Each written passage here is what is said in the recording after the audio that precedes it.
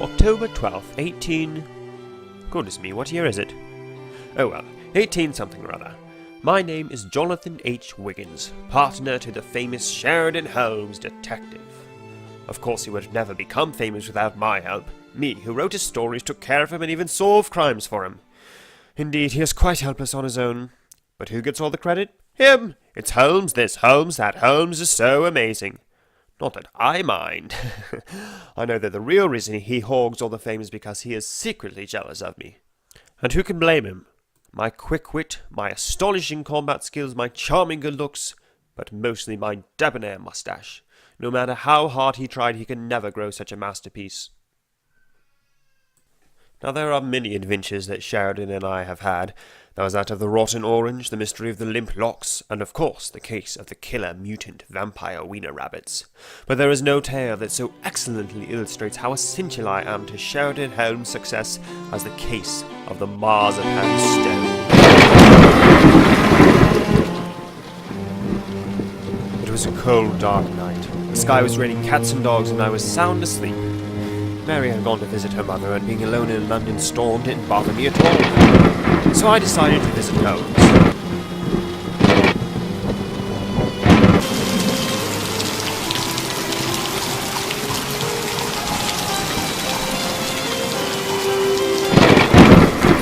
It was a terrifying journey that only the strong of heart and limb could have endured. But though my heart quailed within me, I knew that Sheridan needed me. He always got so dreadfully frightened by storms.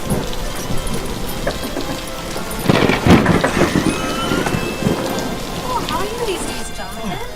Haven't seen you out for a while. Very well, thank you. The wife is happy, the dog is happy, and my patient's not sick, so all is wonderful. You could always count on Mrs. Hudson for a nice hot cup of tea. How are you, Mrs. Hudson? Oh, fairly well. My only complaint is that new tenant of mine. Why, what's the matter with him? Oh, he's just a queer fellow. He was looking for a place to rent, so I offered him the one upstairs from Sheridan's. What's his name? I can't remember. He was flirting it out with some fellow, though. Some John Watson, I believe. Never heard of him. Good day, Mrs. Hudson. Good day, Jonathan. I'd best see to Sheridan. Call me if you get sick. Is Sheridan home? If it is the landlady, then get my hydrochloric acid from downstairs. Oh, hello, Sheridan. How are you? Fairly well. How are you, Wiggins? Oh, quite well, thank you. The wife is happy, the dog's happy, and my patients are sick, so all is wonderful.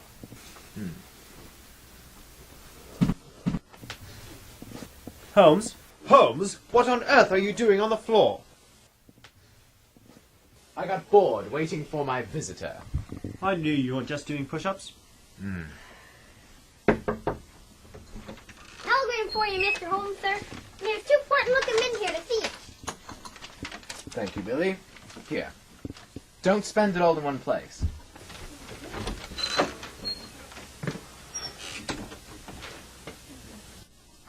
Wiggins, please make yourself presentable before my client arrives. I am presentable.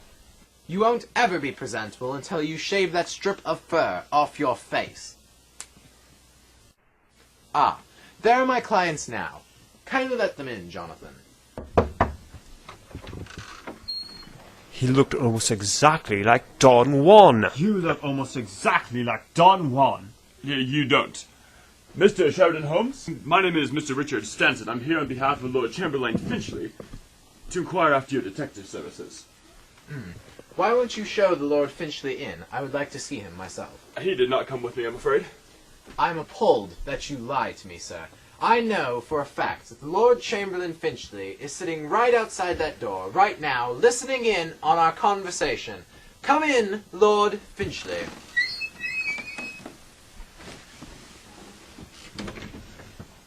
He looked kind of cool. You look kind of cool. You don't. I knew that he was really just jealous of my cool, dashing, debonair mustache, so I humoured him and pretended to cry in the corner. During this time, when everybody thought I was sobbing my heart out, I was actually listening closely to everything that was said. Now, this is the really amazing thing that will blow you away.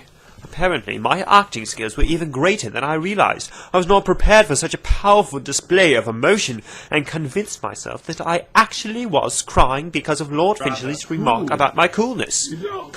When I finally remembered that he was actually just jealous of my stylish, cool, dashing, debonair mustache, I immediately felt better. Then I realized that I had missed a good chunk of story time. Anyway, that's when I realized it went missing. What went missing? Perhaps if you had been listening and not crying in the corner, you may have overheard. Please, begin your narrative anew for my emotionally stunted friend. All right. Last Thursday, I was coming home from Parliament when I got a call from the High Council with someone important. They entrusted me with the Marzipan Stone.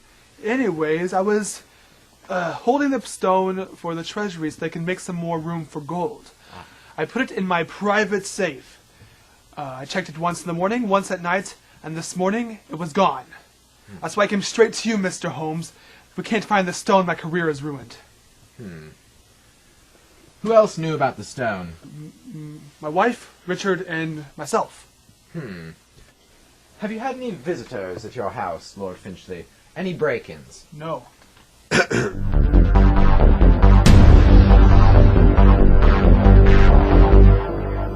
Would you like a pipe, Mr. Stanton? No, sir, I don't smoke.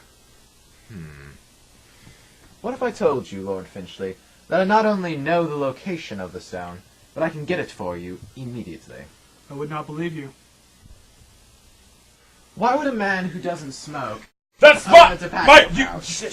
Here you are, Lord Finchley. I believe we'll escort this man out, if you'll help me. How dare you lay your hands on me! Well, that was it. The gig was up. I, of course, had known from the start that that Stanton fellow was up to no good. You never can trust a man with a curled mustache.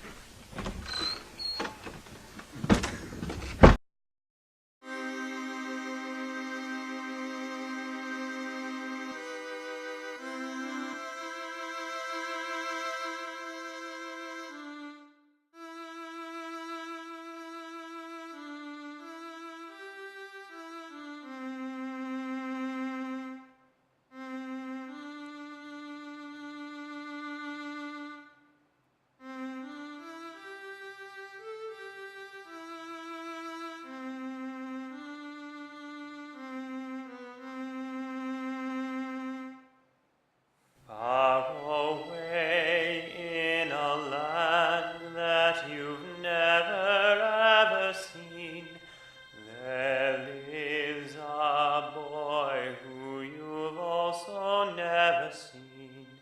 His name is Tiny George. Tiny George is a fella who is also very small, and who happens to be in this song. There is no reason why he should be in this song, and there's no reason why this song should be here.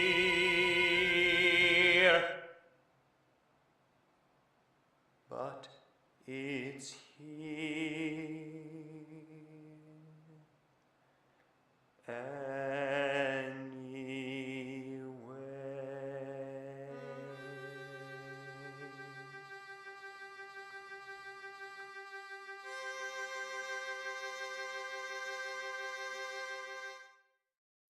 I never trusted that Richard Stanton fellow.